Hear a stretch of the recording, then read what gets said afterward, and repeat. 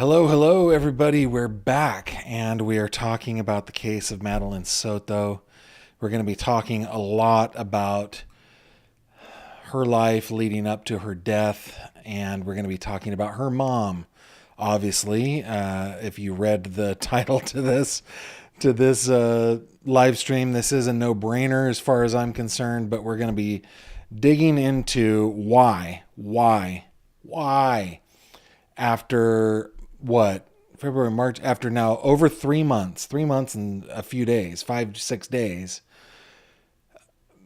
Jen Soto still hasn't been charged. And we're going to be talking about, because this is the Madeline Soto case, this is one of those things, guys, where we're talking about very grown-up topics. So if this is something that you're sensitive to, you maybe want to skip it. Definitely no children watching tonight. Okay, so this is what happened. I was going through YouTube, and an old video from like the 10th? No, the 20th. So not quite 2 weeks ago, a week and a half ago, I watched a video from Court TV. And they were talking about this very question. The question they were talking about is, should Jen Soto be charged in the murder of her daughter, Madeline?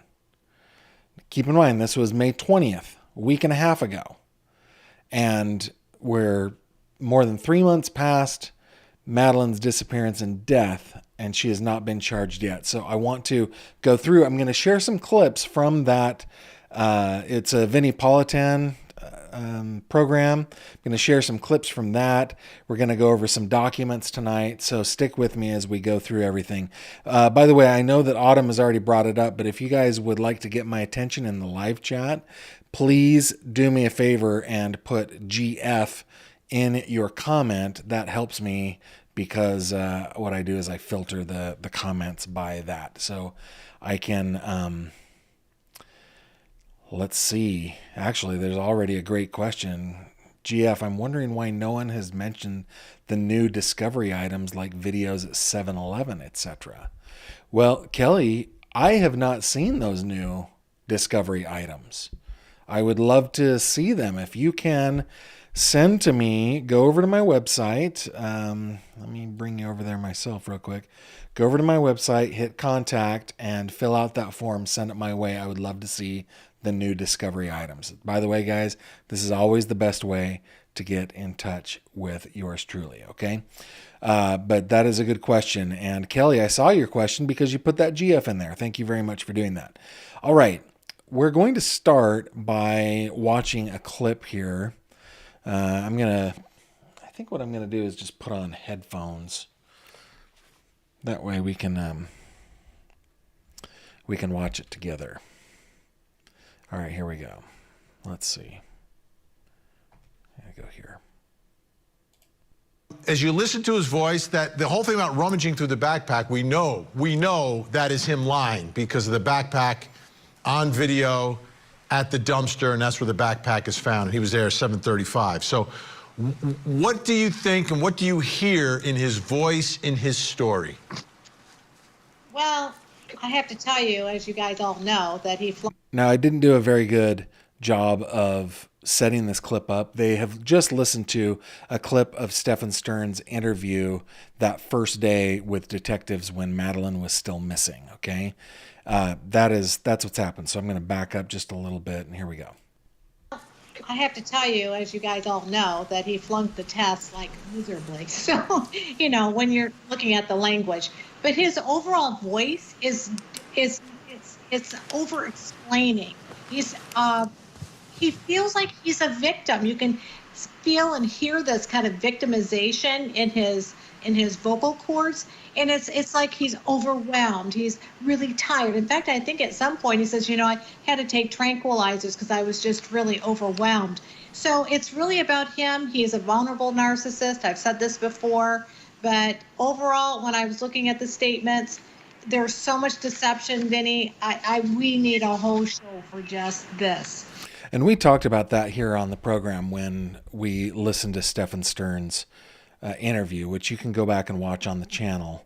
Also, by the way, guys, I went to the website already once, but back on the website, if you go to cases, there is Madeline does have a case page. All of the stuff that has become public so far is there, including the audio recording of Stephan Sterns, and then all the videos that I've done on the case as well. Just so you guys know, okay? So, but we picked that out the same when we talked about this on the channel. Man, he really is sounding like he's a victim in all this, and there were a lot of things where it felt like he was weaving in, he's like filling in blanks as he's weaving in the truth. You know what I mean? I mean, most of it was a lie, but the best lies are partly true. But I'd love to be able to break this down. Okay. Dr. Gary Brucato, from your perspective, hearing him tell his story about what happened, and at this point they have not found Madeline. They are searching for a missing girl.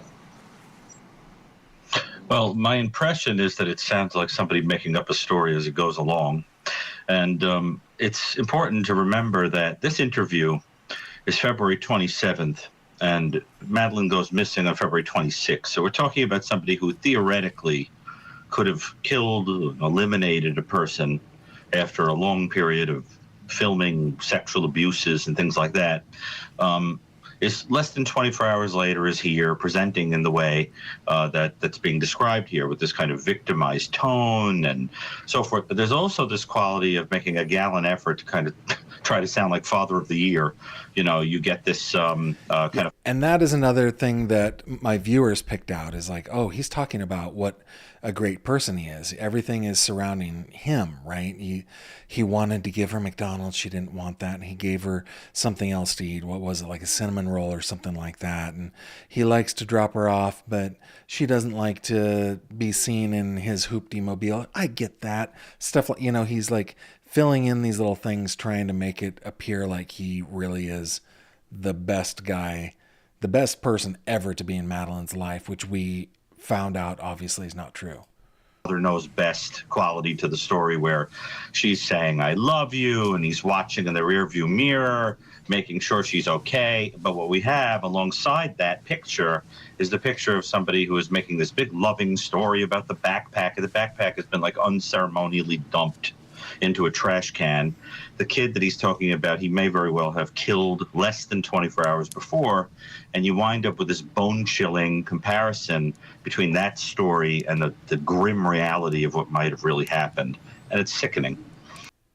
Yeah, so I mean, this is kind of our setup here, right? It's that we know that Stephan Sterns lied, and we're going to get into the timeline here a little bit, but we know that he is a liar, right?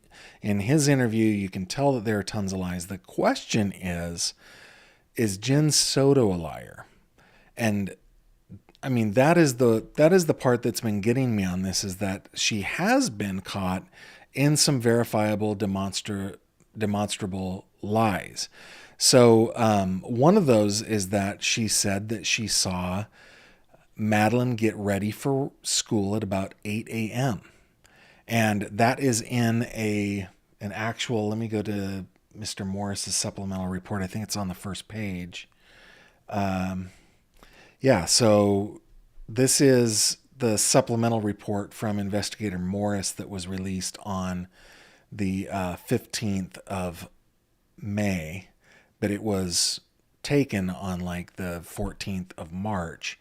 It says, Jennifer completed a sworn written statement to Orange County deputies to the following. Jennifer stated on 2/26/2024 at approximately 8 a.m., she saw Madeline getting ready for school. She stated that Sterns took her to school and dropped her off close to school. So the question for me becomes, did she actually see that? Or I mean, there are several possibilities here. That she thought that she saw it, she just maybe got the time wrong. Maybe it was 7 a.m., not 8 a.m. Or maybe Stephan told her what happened and she repeated the story like, yeah, this is what happened. Or 3, which I think is the most likely, is she is covering up her own daughter's murder, which is just, It just kills me. Now, if we go to the arrest warrant, so keep in mind we've got that 8 a.m. time frame. We're building a little timeline here, right? Let's see if I go to, I think it's the second page. I've highlighted. Yeah, this is actually it. This is what I want to do. Okay. So in an interview that was conducted with Stephan Sterns, he advised that he picked up Madeline and dropped her off in front of Peace United Methodist Preschool, 13502 Town Loop Boulevard, Orlando, Florida, which was down the street from the school at 8:40 a.m. Hunters Creek Middle School begins class at 9:30 a.m. A license plate reader captured Stephan's vehicle with Florida tag IYLL82 driving away from the school at 8:10. So he's saying dropped her off at 8:40. The reality is he was departing from the school at 8:10 a.m. And if we go to Google Maps, let me just go over here. It's very easy to see. So what I did is I set this up from 8 a.m. on February 26th. How long would it take to get from their home here in Orlando up to the preschool, which is next to the middle school? And Google says it took 16 to 35 minutes. So that is actually more in line with the idea that he left their apartment building early, right? Like 7:45 or 7:50, 7:55, and was on his way back at 8:10 a.m. To me, I think he was just establishing an alibi. Like he wanted to be seen. Of course, I don't know that for sure, but that's the way it seems to me. So we've got the timeline that they're building is that Madeline was getting ready for school at 8 a.m. He dropped her off at the school or near the school at 8:40 a.m. The reality is at 7:35 a.m., Stephan Sterns is seen throwing away her things in the dumpster. And at 8:10, he is on his way home from the school. At 8:19, we see him arriving. And I think that we can actually, let me hop over to this next clip real quick. This is, again, from the same show there, but this is a clip from the sheriff's presser, days ago. We have video evidence that shows Stephan Sterns discarding items in a dumpster in that apartment complex in Kissimmee at 7:35 on Monday, February 26. Detectives later recovered Madeline's backpack and her school-issued laptop from that dumpster. At 8:19, we have evidence that shows Stephan Sterns returning to the complex, and Madeline was visible in that vehicle. We believe she was already dead at that time. Oh, can you imagine? So this guy, in order to cover his tracks, put his girlfriend's dead daughter in his car, drove her around in order to cover it up. The question obviously still remains, like, was Jen in on this? That is my huge question. Was Jen in on this? Let's go to the next clip. And this is, so, I mean, I'm guessing that Jen was in on this. In my opinion, Jen was definitely in on this. I'm sure that you guys will tell me,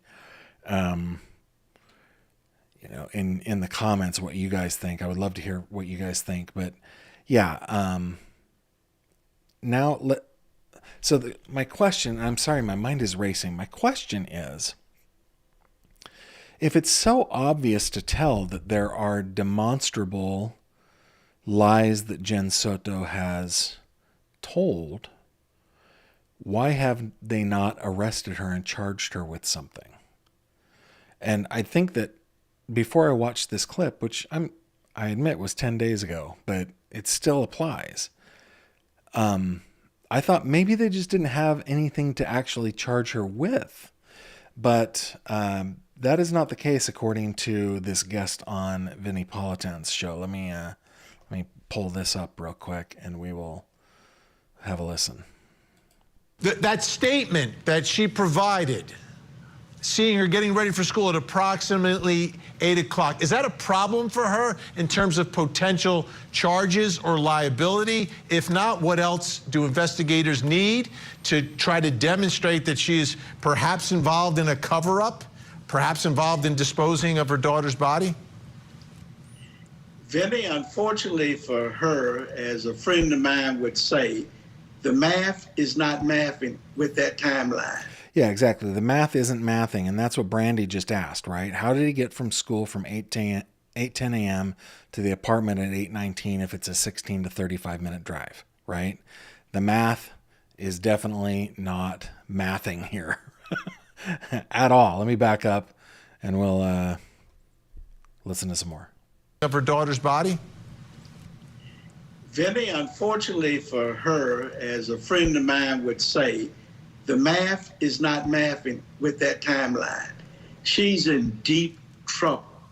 She has verifiable lies that does not jive with the timeline. As they uncover more, she could be facing a multitude of charges in this particular case. Let me ask you, Dave Arenberg, what? Okay, so this former judge is saying, yeah, she could be facing lots of charges because she's obviously lying and the math isn't mathing here. But the next part is actually the part that was really, I guess, impactful to me. You see as potential former prosecutor. avenues for prosecuting Jen Soto? What would you need? What sort of evidence? And nothing related to the sex crimes. I want to deal with those separately. So just with the murder, the cover-up, the disposing of the remains. Well, it's good to be with you, Vinny, and with the judge. I think the judge is right about the lying. You could possibly charge her with lying to law enforcement, but the real crime that I think she could be charged with, based on what we know now, is potential child neglect charges. Now, child abuse under Florida law under Section 820. Okay, this part is important. Child neglect under Florida law equals child abuse. Take a listen.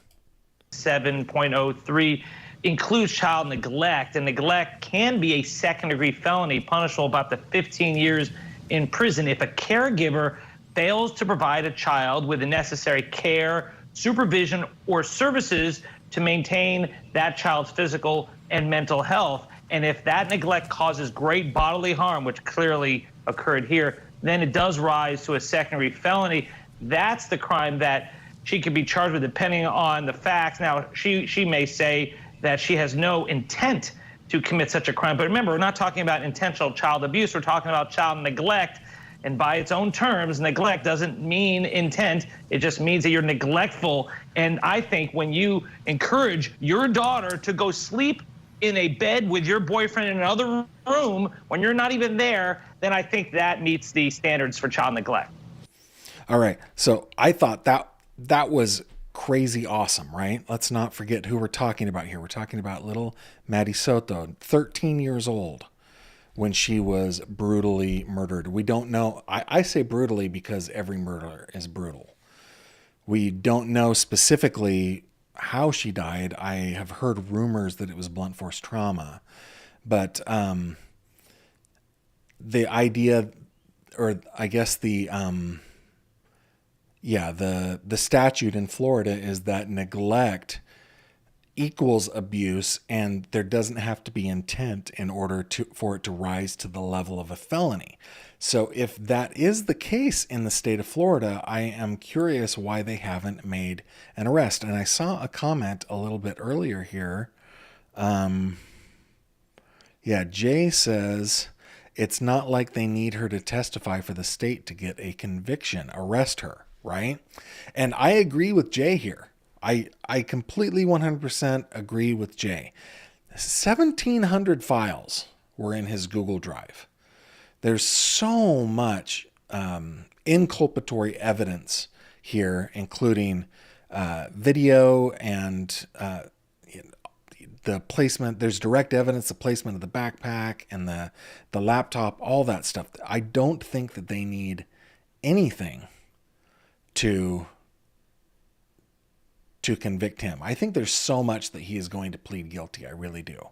I mean, I would, if I, like, in some weird alternate timeline where Stephan Sterns. There's just so much, right?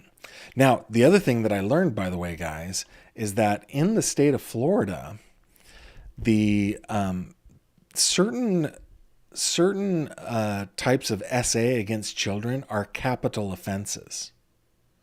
Now, there's a question as to whether that will hold up to constitutional scrutiny, but as the statutes are written today in Florida, he could be facing a capital punishment just on the SA of Maddie Soto alone, which, I don't know, is awesome, but also a little terrifying because it does appear to be a little cruel and unusual. But anyway, so that's what this guy's saying. This guy's saying, no, you can get her on child neglect. That equals child abuse in the state of Florida. That is a felony too. She could be convicted. Why? So why haven't they made an arrest? Let's see. There's one other clip that I want to show you that might answer that question just a little bit. And I want to, first let's go to, because we're going to set this up. First, let's go over to Acrobat. I want to go over to this document again. Let me bring it up for you guys. It's down here at the bottom of page 2. Okay. Blah, blah, blah, blah, blah, blah, blah. I think this redaction right here is Jennifer. Jennifer stated while they were together, they would either all sleep in the same bed or Madeline would sleep with her when Stephan was not there. When asked if it was normal that Stephan and Madeline sleep together without her being there, she said yes. Jennifer stated if she needed a good night's sleep due to her anxiety, she would ask them to sleep in a different bedroom. Guys, to me, I mean, there's not even a question about that. That is pimping out your daughter to your boyfriend. There's no chance. I mean, I don't know. This is just my opinion, but I think the chances are so slim that she wouldn't know what was happening, that she would just do that accidentally. And even if she, like, who sends their daughter to sleep, even if they think it's innocently, with their boyfriend? You don't put your child in that position ever. Not unless you've got some strange mental disorder. Would anybody ever, like, rationally think that that is a good idea, right? It's not a good idea to do that. Let's see, down here, going back over here, Stephan stated that, I think that must be Madeline, always needed human contact when going to sleep. Stephan referred to it as snuggling, which is just gross. I mean, have you guys looked? There are a couple of videos from, there's one from Duty Ron. I can't remember the other one, but it talks about his, the different accounts that he had online on different websites and so forth. Now, this guy was sick, and I went through his Reddit, and it looks very, it looks innocent in that he's posting things about, like, Tamagotchi and Dungeons and Dragons. It almost feels like, to me, this guy's got Michael Jackson syndrome, like he never grew up. That's what it kind of feels like to me. He is a little boy that his body grew up, but his emotional state, his mental state just never passed that place. I would not be surprised to find out if Stephan Sterns himself was a victim of the same kind of crime as Madeline had to endure for years and years and years. Okay, so with that set up, let's watch this last clip that I want to show you guys. Yeah, so clip number 4, this one right here. what would be necessary? How could you prove that she had any idea what was happening to her daughter? Would you need that to connect her to any of the to connect Jen Soto? That's a good question. What would you need to prove in order to connect Jen Soto to the murder, to the other SA stuff? The sex crimes. I think that's the biggest question people have. Can she be connected to what Stephan Sterns was? Look at all those. Look at all of those charges, guys. Those are capital offenses. He's got like 6 of them. Doing, or do you need something more here than just allowing it to happen or sending them into the other room? The problem that the state is going to have is connecting her with the sex crimes. Currently now, based upon what has been given to the public, and that's out in the public domain, we can't say what. So the judge is saying maybe it's easier to connect her to the murder charges than the SA charges, just because there are lies that she told that she was caught in. And that's out in the public domain. We can't say what actually occurred besides her sleeping in the same bed. Logically, one could conclude that, but that's not enough proof at this time. I suspect that's the reason why this case is still being investigated and that they're taking a very close look at the mother. That's just not normal for that young lady to sleep with this guy. Yeah. So my question is, when was the arrest warrant? Let me go over here to see the arrest. Yeah. The arrest warrant, guys, was on the 28th of February. So she went missing the 26th. He was interviewed the 27th. They looked at his phone. On the 28th, he was arrested, right? So my guess, like if we listen to the judge here, my guess is that they're taking a very, very close look at her. That means that they have her phone, all of her online personas and accounts. I bet they're taking a very close look. I would be curious to know if Jen's Google account can see Stephan's Google account. Like, I wonder what is shared with her. What are some of the things that they can prove that she knew in order to get her on the SA side of things. I think I agree with what I maybe inferred from the judge is that it's probably easier to get her on maybe a conspiracy after the fact, maybe, since she did not, those timelines that they said do not match up. She did lie to authorities. I think they can get her on that, but probably are having a harder time with the SA side of things. Let me see what you guys are asking over here. Okay, Withal says, I don't think law enforcement missed it. I'm sure she was asked to come back to clear some stuff up, and if not, they're probably still investigating. Yeah, no, I agree with you Withal that law enforcement is not going to miss things that I catch. They're the professionals, right? But I think that, I don't know, I think they're maybe just gathering a case. It just seems like a long time to be gathering a case. Teresa Kaufman says, Mom was completely aware. You're spot on, Gavin. Let me see if there are any other things that I want to add to this. I mean, you guys...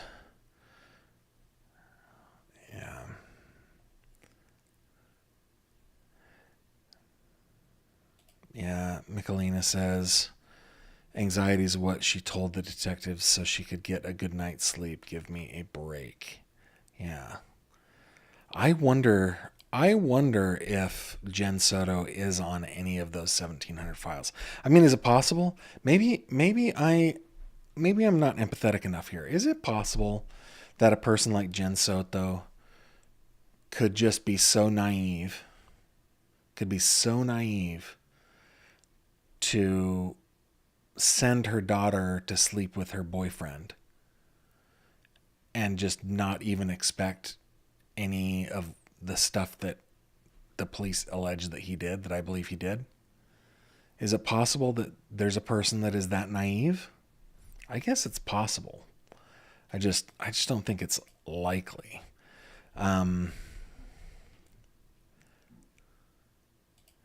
Nick the Booksmith asks, will a Google account show if any other accounts have contributed files? Yes. Yes, it will. Yeah, Autumn agrees with me. Not possible. By the way, Autumn, thank you very much for that super chat. Autumn is amazing. Takes care of me so well. Thanks, Autumn. Yeah, Brandy says not a chance. I think the chance is slim. Jamie agrees with Autumn and Brandy. Either way, Snarky Grumpkin says it's still inexcusable. Let's see. GF, he clearly has access to a lot of sedatives. I really feel like he drugged Madeline often, and I wonder if he gave her too much at one point and she never woke up. Yeah, I wonder. I know that I can take this off. I'm not gonna need those anymore. But I wonder. There is a rumor that has been even spread by people that are connected with the police in Florida that say that it was blunt force trauma. But we won't know unless they let us know officially, right? I wonder if she was overdosed accidentally. Hey, Heinemann, I heard she has bipolar disorder. Also, do we know if she possibly has a mild intellectual disability? A. Heinemann, he said to police in that interview that she ADHD is on the spectrum, something like that. So it's possible. Let's see. Nick the Booksmith says during her interview, she looked panicked. Actually, the screen grab that you're looking at right now is that interview. And she was so nervous, guys. So nervous. And it wasn't the nervousness of being upset because your child is missing. It was nerves of, we're going to get caught. I agree with you, Nick the Booksmith. That's a good observation. And Jamie says the same thing. Jamie is amazing. Everybody, we have the best mods. We have the best mods, do we not? Hey, speaking of which, couple things. Did I already tell you about Fish Tank? Speaking of my mods, if you're on Facebook, just search the Fish Tank or Gavin Fish and you will find the Fish Tank. My mods, Jamie and Autumn, are also the admins of the Fish Tank, and this is a fun little group. We're over 1,000 members now of just us folks that like to talk about true crime and other things. So if you're on Facebook, check out the Fish Tank. And then the other thing I wanted to bring up to you, because my mods are so awesome, is if you go to my website and click on the support tab, you've got a button right here that you can click on, and it'll open up Buy Me a Coffee, and you can buy our mods a coffee, which goes directly to them. They volunteer for this, guys. They volunteer for this. So yeah, please do that. Autumn, we don't know if the autopsy has never been released. I'm sure there has been an autopsy, but they won't let us see it yet. With all, says Gavin, they might be taking their time because they're pissed off and possibly think she knew about the murder. If they'd want to get her for murder, they'll probably take more time. Yeah, maybe. Yeah, and Mrs. Ryan does say they will see in her toxicology if she was overdosed for sure. GF, I bet my everything that the grandma didn't want Jen and definitely not Stephan at that party because she knew something was way off. Yeah. I found that weird too when I found out that Jen Soto was not at the birthday party. I thought that was odd. You don't have birthday parties for your daughter at a time when you're working, right? We don't do those things. Those of us with children, it's understandable if you're in a bind and you have to work Well, then you schedule the birthday party for a time when you can all be together. I thought that was really, really weird. So maybe Built to Help is correct that Grandma knew what was going on, and didn't want them around. Though I do understand that Stephan was at that party. Okay, Michelina Kimmel says, if she is that naive, she still needs to be charged with neglect. There's no excuse for being that clueless. And what of Jen's family? No one noticed? I think Jen was on Tranks all the time. Mrs. Ryan, no excuse for her doing that to her daughter. I was referring to the mother having bipolar disorder, possibly an intellectual disability. Yeah, I mean, it's possible. I mean, I'm not a professional when it comes to most things, especially diagnosing people with mental disorders. But is it possible? Sure. For somebody to have an intellectual disability, and that is what leads them to thinking it's okay for their boyfriend to sleep with their daughter. Yeah, I guess that is possible. I wonder. Let's see. Built to Help says, Gavin, turns out that's the truth. He wasn't home in the morning because he had to hide from family because Jen's house was in the grandma's name and they were going to sell it to get them out. Huh.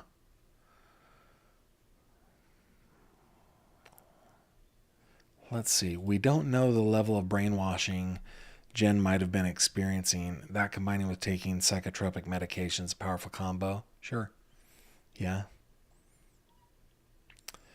Let's see, GF. There was a reference to DV in a document. Can't recall which.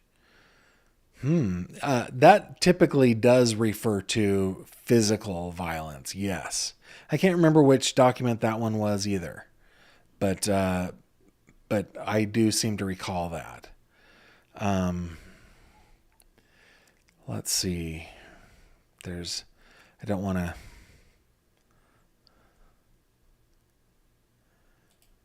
I think Stephan's charge is DV related because he was a sometimes occupant in the home. They won't release autopsies for minor victims of DV in Florida. Ah, okay. That is why we're not seeing it. Certainly if we get to trial, we will find out. Let's see. I read that they threatened 3 times to sell that condo if Jen didn't kick out Stephan Sterns. He was such a dirty slob with no job, they couldn't stand him. Interesting. Yeah, it's maybe, the number of people who perpetrate SA in their adulthood that are victims of SA in their childhood is staggering. Staggering. All right. Yeah, I think that's a good place to leave off. Guys, thanks so much for joining me tonight. This is a case that I'm keeping a close eye on. I really wish that more stuff would come out. I did reach out to my contact down there that gave me the documents in the first place, and there are no new documents as of this morning that I don't already have.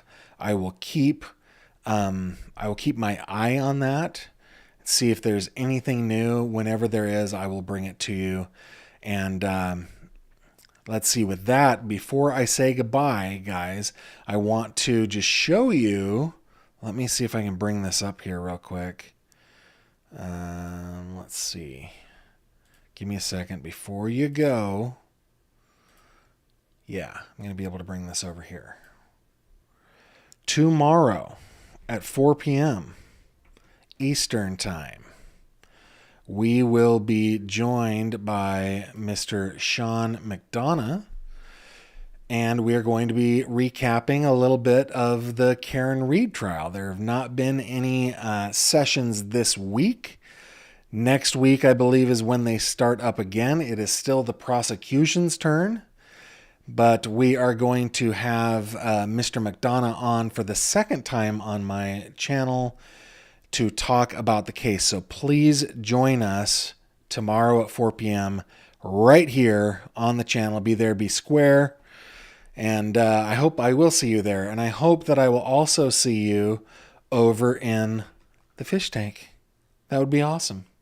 I also hope that I see you having bought my mods a coffee because you're awesome and they're awesome and I love awesome people. Okay, with that, guys, I'm going to say goodnight. Thanks for joining me, and I will see you tomorrow at 4. Take care. Thank you very much for watching this video. If you liked what you saw, please consider subscribing. And if you have any questions or comments, please leave them below.